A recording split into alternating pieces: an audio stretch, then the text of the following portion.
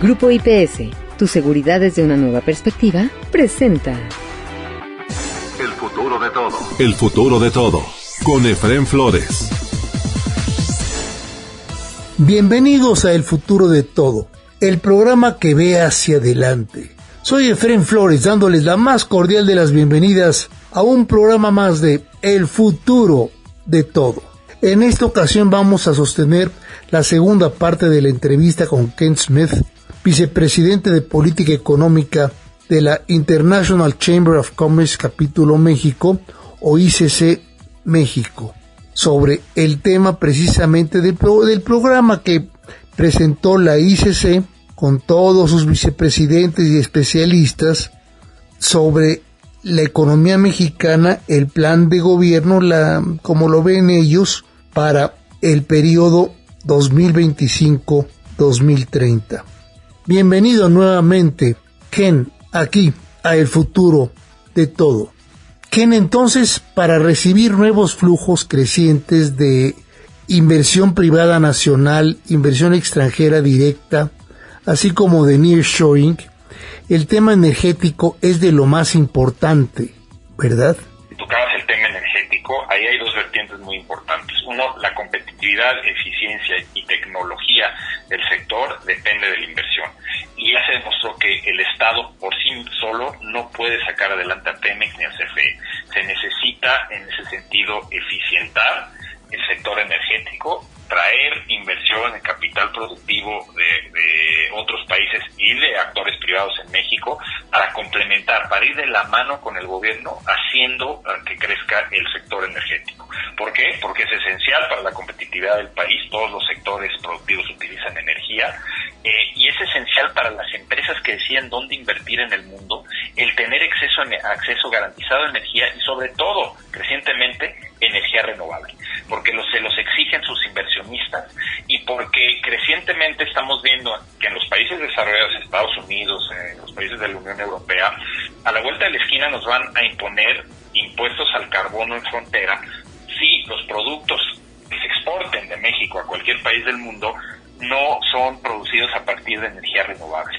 Y eso es algo que no es una moda, es una tendencia mundial que llegó para quedarse y tenemos que estar a la altura de entender este reto y de verdad empezar, porque ya vamos tarde, con esta transición hacia las renovables. O sea que no es nada más el hecho de que violemos los compromisos del TEMEC, que a todas luces los esfuerzos de contrarreforma con la ley de la industria eléctrica de López Obrador violan esos principios del tratado, sino además de que si violamos el TEMEC podemos tener represalias multimillonarias en contra de nuestras exportaciones, está el factor que es aún más importante, que es si tú no tienes un sector energético eficiente, abierto, transparente, las empresas que están decidiendo dónde invertir van a ver eso como un obstáculo muy importante. Entonces ya lo estamos viendo en el norte, como bien señalas, por ejemplo, hay una enorme demanda de parques industriales, ha crecido enormemente la demanda en el Bajío y en el norte del país.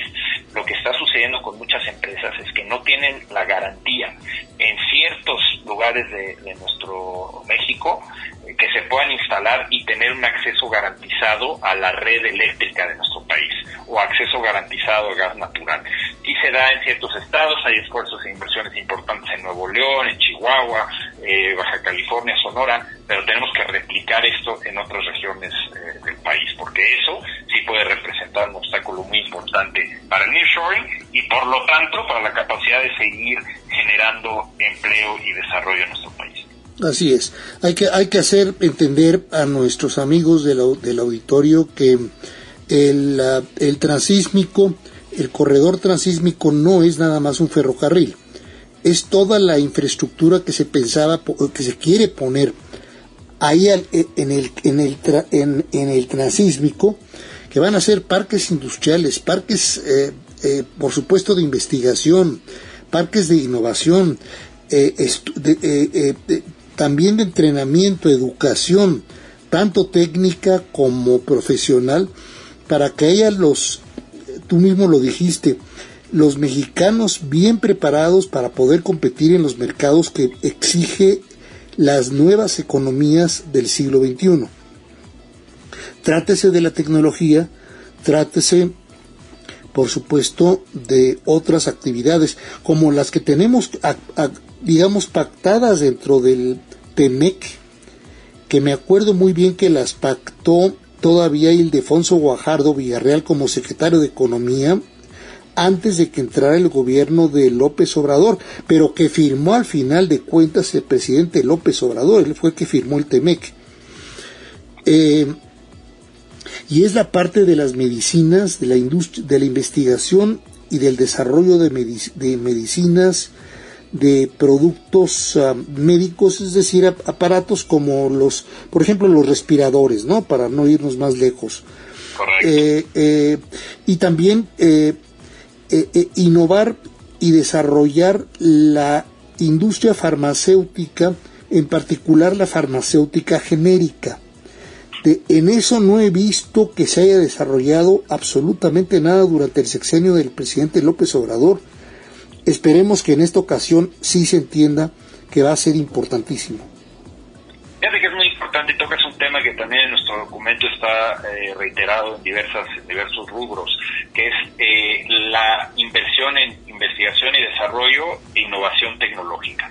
Y algo con lo que ayuda el TEMEC de una manera muy importante es que además de añadir nuevos capítulos de disciplinas que no existían hace 30 años, por ejemplo, cuando se negoció el tratado, como el comercio digital, también se hizo una, digamos, actualización, modernización de capítulos ya existentes. Y uno muy importante es el de propiedad intelectual. Y la razón por la cual es fundamental es porque gradualmente uno de los beneficios que estamos viendo del tratado es que te permite avanzar hacia una convergencia regulatoria en temas clave, y propiedad intelectual es uno de esos, es decir, la defensa de los derechos de propiedad intelectual son fundamentales porque nos estamos equiparando en México al régimen de protección de Estados Unidos y al de Canadá. ¿Y eso qué hace? Que fomenta la innovación, porque vienen disciplinas muy específicas contra la piratería, protección de patentes, protección de secretos comerciales, derechos de autor, etcétera, que te da, ante una economía moderna, ante una economía del conocimiento, una fortaleza y un atractivo muy importante con respecto a otras regiones del mundo. Veamos los problemas que tuvieron muchísimas empresas y que siguen teniendo cuando emigraron de Norteamérica a China para aprovechar la mano de obra más barata, pero que se encontraron con un régimen, digamos, un marco regulatorio que no protege la propiedad industrial, y en muchos casos pues, hubo muchísimos robos de secretos industriales y lo sigue habiendo. Entonces, ese también es un atractivo que tenemos en nuestro país, y coincido contigo, ahora lo tenemos que aprovechar. Es decir, ya tenemos, ahora sí que las leyes están ahí, la mesa está puesta, hay que ahora hacer los esfuerzos de promoción y aterrizar inversión en farmacéuticos, en equipo médico de alta tecnología, en farmacéuticos biológicos, que son los que se hacen a partir esos, de qué bárbaros, de productos químicos. Y ahí, para esos productos que se producen en solo algunos países del mundo, las inversiones no son de $500 millones o $1,000 millones. Puedes estar hablando de hasta 5, 6 o 7 mil millones de dólares para desarrollar un nuevo medicamento biológico.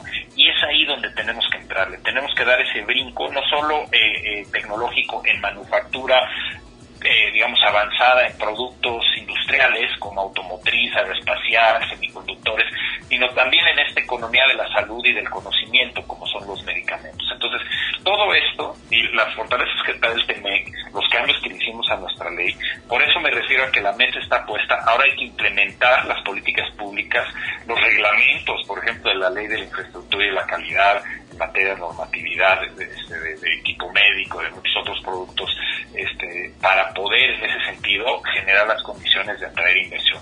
Yo creo que esa es una de las tareas principales que va a tener el siguiente gobierno, y se enfatiza muchísimo en nuestro documento. El futuro está en la innovación y en la investigación y desarrollo. Es que la economía del conocimiento, es que esa es la nueva economía, la economía del conocimiento. Ese es el nuevo capitalismo, el capitalismo del conocimiento. Ya no es el capitalismo del siglo XVIII ni del siglo XIX. Ese es el capitalismo, la economía del siglo del conocimiento. Esa palabrita hace toda la diferencia con el resto de las economías que hemos atravesado. La economía del conocimiento no la teníamos clara en 1994, cuando entró en vigor el TELECAN, el Tratado Norteamericano de Libre Comercio, en la primera etapa, la original, la que nació. Hoy por hoy ha cambiado eso drásticamente y la economía del conocimiento es ya el común denominador de las empresas y de los países que están triunfando. Cuando uno se pregunta por qué en 1 año y medio se logró sacar adelante una vacuna en contra del coronavirus, pues fue por la economía del conocimiento, fue por las estrategias del conocimiento y porque tenían la mano de obra preparada para poder, no solamente, o sea, el capital y la mano de obra preparadas para poder desarrollar esa vacuna que no teníamos la más remota idea cómo desarrollar y salió. Con asegúnes y lo que tú quieras, Kenneth, pero tuvimos vacuna. Correcto. Y fue el primer país que lo sacó, Estados Unidos. Estados Unidos puede ser deficitario en algunas cosas, pero es el líder fundamental en tecnología. Ahí no se le acerca a China, ni mucho menos tampoco Europa Occidental.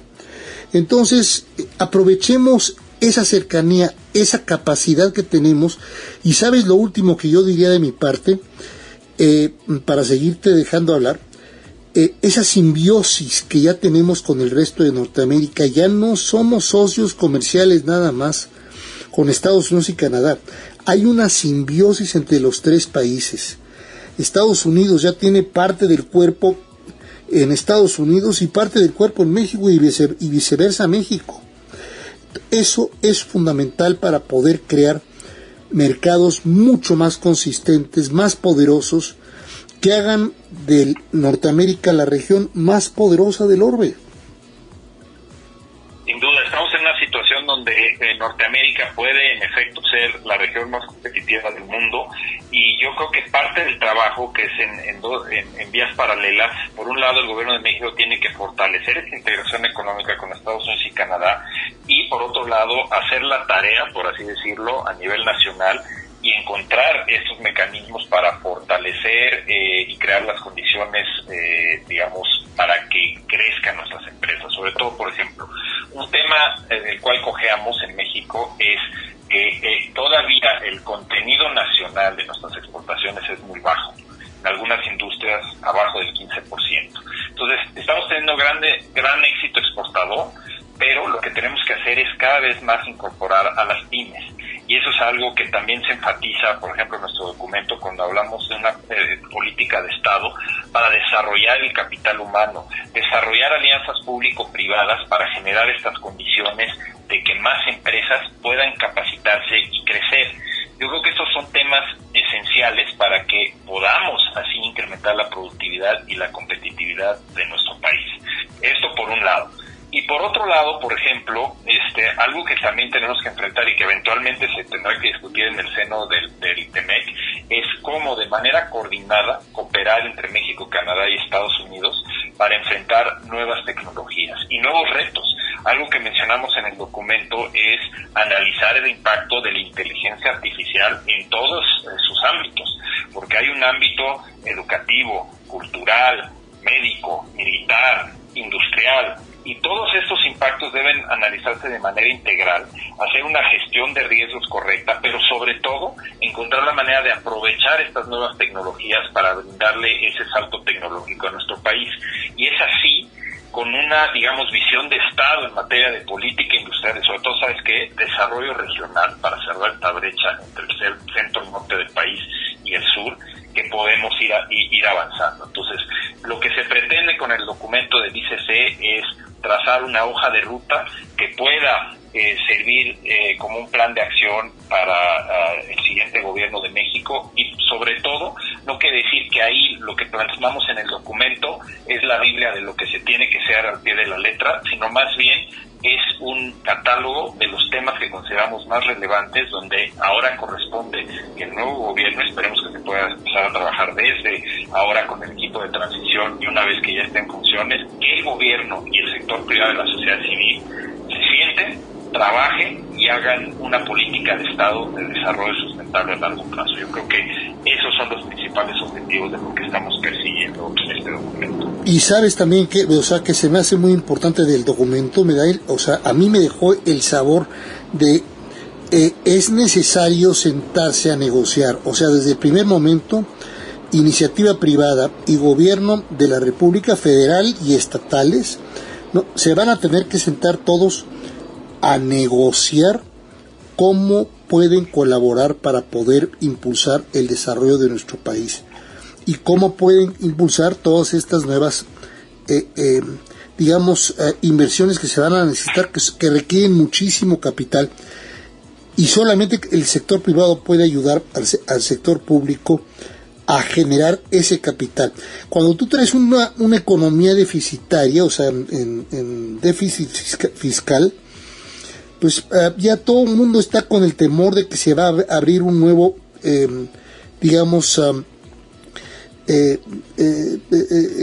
una nueva política fiscal, o sea, una nueva política de impuestos, ¿no? No necesariamente, falta también ver cuál va a ser la aportación del sector privado en capital para poder desarrollar la economía y complementar al sector público en todas aquellas actividades en las que podemos ser 100% complementarias, que son muchísimas.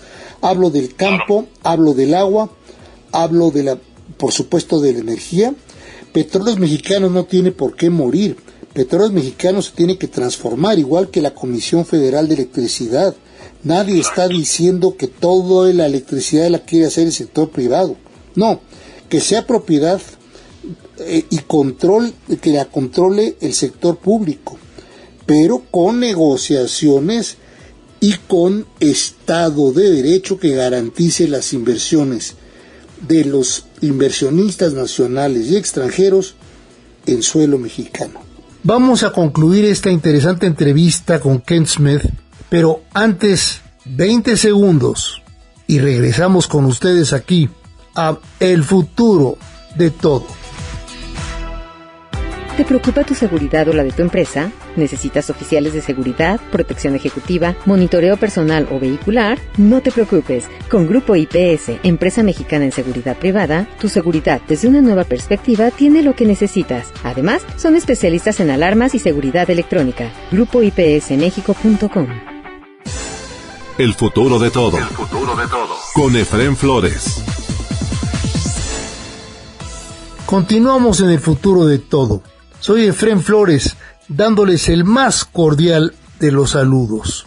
Estamos con Kent Smith, vicepresidente de Proyectos y Programas Económicos de ICC México, de la International Chamber of Commerce Capítulo México, para platicar acerca de un programa, de un proyecto que le hicieron ya llegar a la virtual presidenta electa de los Estados Unidos mexicanos, Claudia Sheinbaum, así como también a su equipo. Te enfatizaba un servidor la importancia de garantizar la seguridad nacional, el combate al crimen organizado.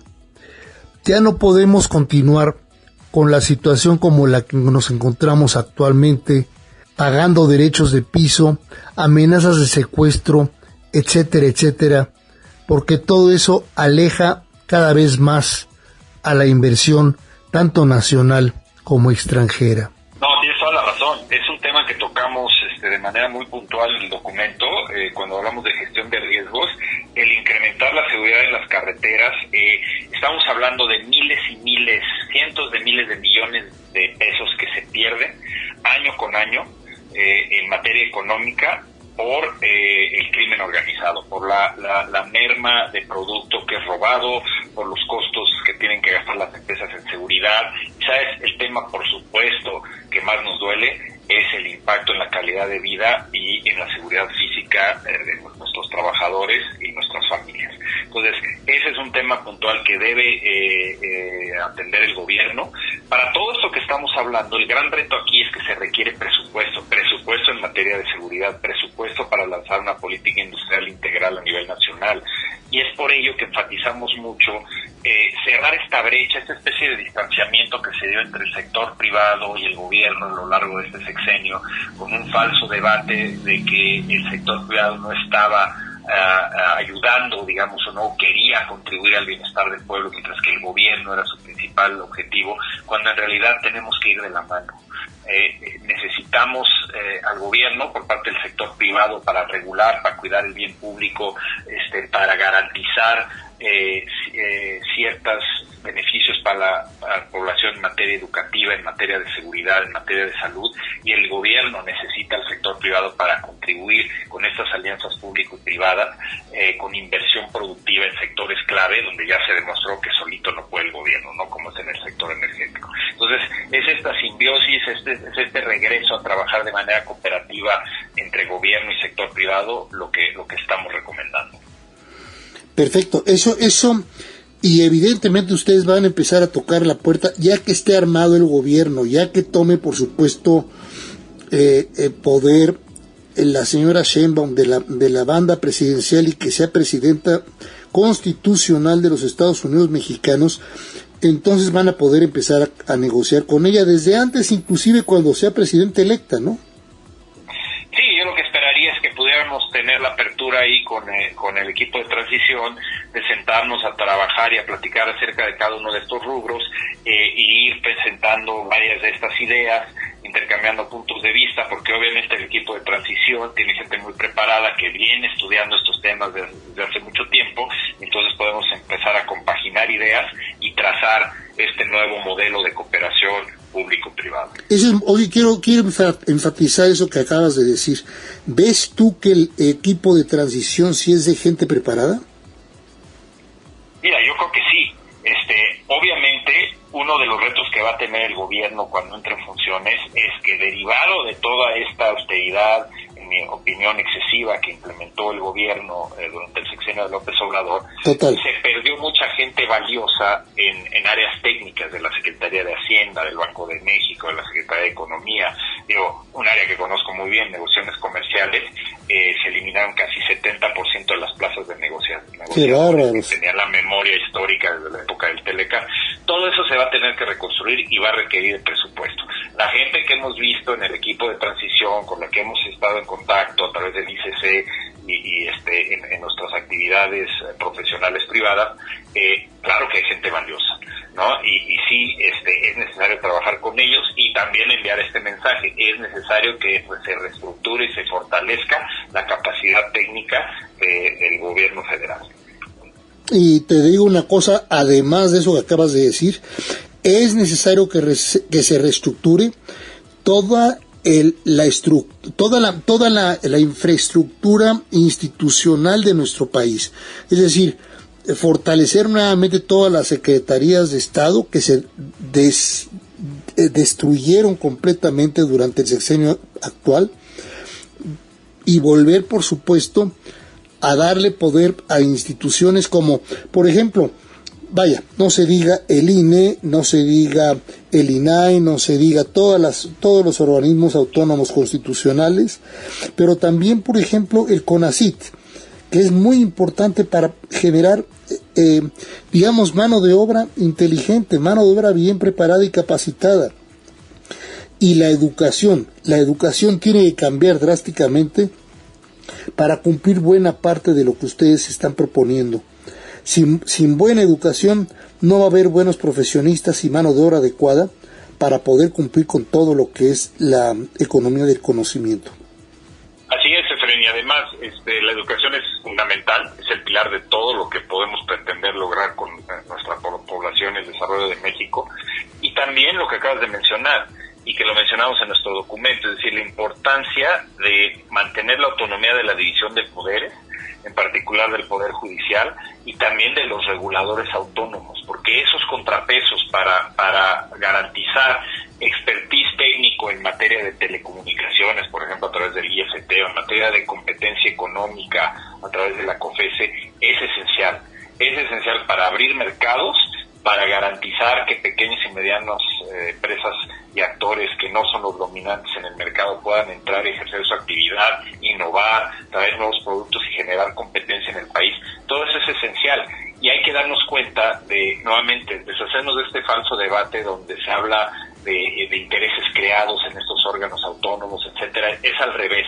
La oportunidad de abrir la economía, de democratizar la economía, se da en gran parte por el trabajo que llevan a cabo estos órganos autónomos. Entonces, es muy importante que se mantengan y se fortalezcan, y es nuevamente algo que establecemos en nuestro documento de recomendación. Y volver a regresar, no sé si lo ponen en el documento de ustedes, pero volver a regresar gran parte de las actividades que corresponden al sector, digamos, a la sociedad civil, y sacarla de las manos de las Fuerzas Armadas, y volver a hacer también a través de concurso, digamos, y de licitaciones, la competencia para poder darle fuerza a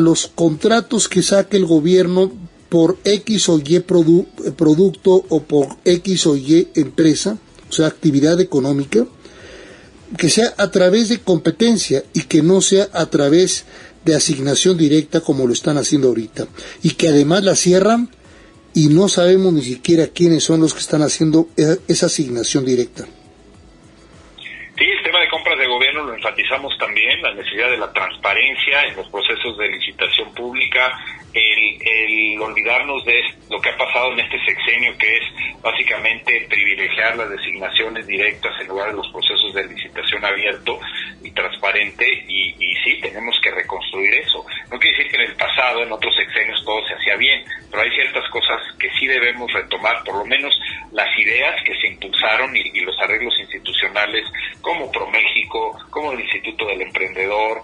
Obviamente se va a requerir, creo yo, un fortalecimiento de nuestra ley de adquisiciones y obras públicas, justamente para garantizar la transparencia, reducir la corrupción y en ese sentido generar más oportunidades. Repito, la clave en nuestro país para las pequeñas y medianas empresas.